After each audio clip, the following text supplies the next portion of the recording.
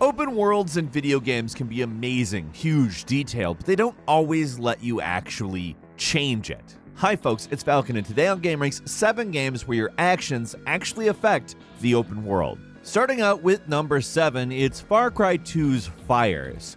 Now this was particularly cool on account it was procedural, it spread realistically, and it took a really long time and a real large amount of passion from the person who was in charge of its implementation. The gameplay programmer who was actually in charge of this spent a year on the fire propagation alone. That was like their main job for a year in this game. They researched models of fire representation in other computer-generated situations, from films to other video games to simple actual, like, just simulations for simulation's sake. There are actually quite a few experiments that are done inside computers before they attempt them at all. But what it resulted in was this amazing feature, especially for the time, keeping in mind Far Cry 2 is like more than 12 years ago, if I remember right. And you had this feature you could actually use in strategy. Like, let's say you wanted to make it so that somebody was stuck somewhere, or you wanted to make an explosion bigger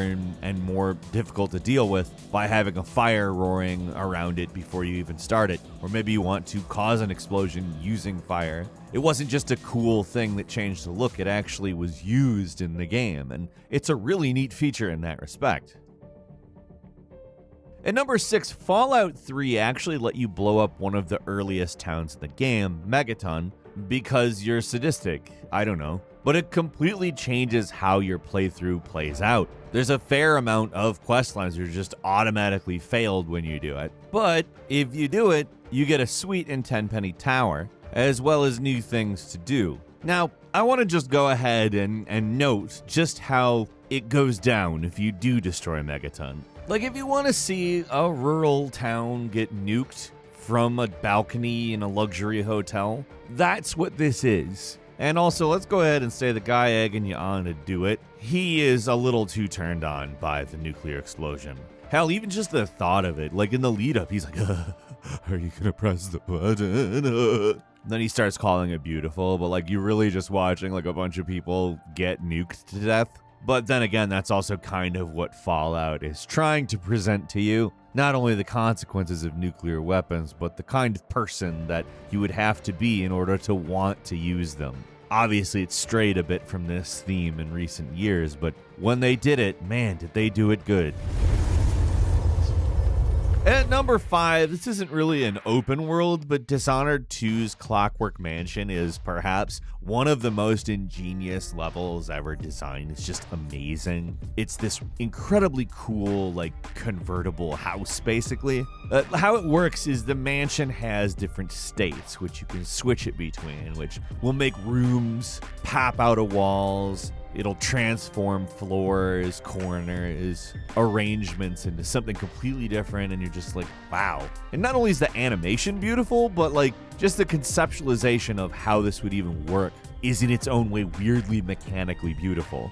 There was also a mission in Dishonored 2 where the only tool you have is this weird time mirror thing. I don't really know what to call it. It has a shape that is very strange. But you travel backwards and forth in time within the confines of the house you're in, and everything you do in the past affects the future, so you can change things pretty fundamentally. And it's not just like you find the right set of things that you change in the past and then you get through it. No, there's actually several different configurations that allow you to do different things, and it's honestly just brilliant. Like, the game is brilliant.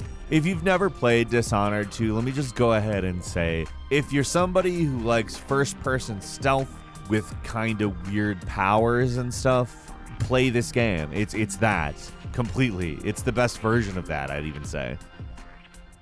At number 4 is Hack and Slash, a game that probably should have been bigger than it was, because it's a pretty sweet game. But it had this very, very cool, very, very interesting mechanic called the hack sword. Now, what the hack sword did was not necessarily deal damage, but when you connected it to an enemy, meaning you hit them with it, it allowed you to change the actual attributes of the enemy. or whatever else you could hit it, because it wasn't just enemies. Double Fine actually explained it in a video prior to the game's release because they knew it was a cool enough feature that it might get some people in the door. And I think it probably did, because frankly, it does kind of feel like hacking because you're adjusting the real attributes for the object. You can make an enemy literally deal no damage. You can make it so they have no health. You can make it so they drop tons of hearts when you destroy them by making their health 0. Again, you don't actually deal damage with the sword. You're only allowed to change attributes, and in theory, that makes you all powerful. Now, obviously, there are limits. Not every single object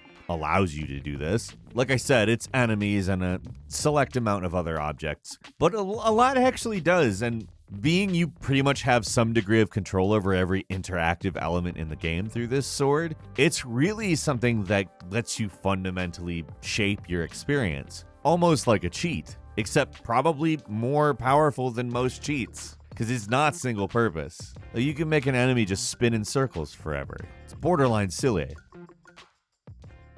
At number 3, Grand Theft Auto Vice City Stories actually allowed you to buy land plots and develop them into, well, the feature's called empire building. So if you can imagine what that means, you basically build an empire. I mean, a business empire. You can't like conquer Vice City or anything. But I mean, you can sort of create a combination of legal and illegal businesses, and you'll be progressing the businesses through to 3 different stages: small time, medium venture, and high roller. You'll also have to defend these businesses from rival gangs, which I'm just going to go ahead and say I think is just like a fantastic idea for a Grand Theft Auto game, and in my opinion, probably is part of the impetus of like how they thought Grand Theft Auto Online might work. I mean, I'm not saying that's exactly how Grand Theft Auto Online turned out, but you can kind of see how somebody would be thinking about this and be like, what if you could do this 2-player, or 3 or 4?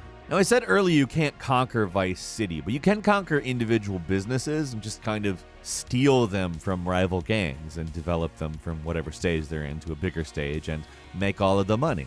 Like I said, there are legal businesses you can do this with, whether it's, some kind of store, or if you want to get into the illegal, like the prostitution rackets, protection rackets, selling drugs, etc. If you gain a hold of all 30 of the businesses in the city, they stop attacking though, because you own everything.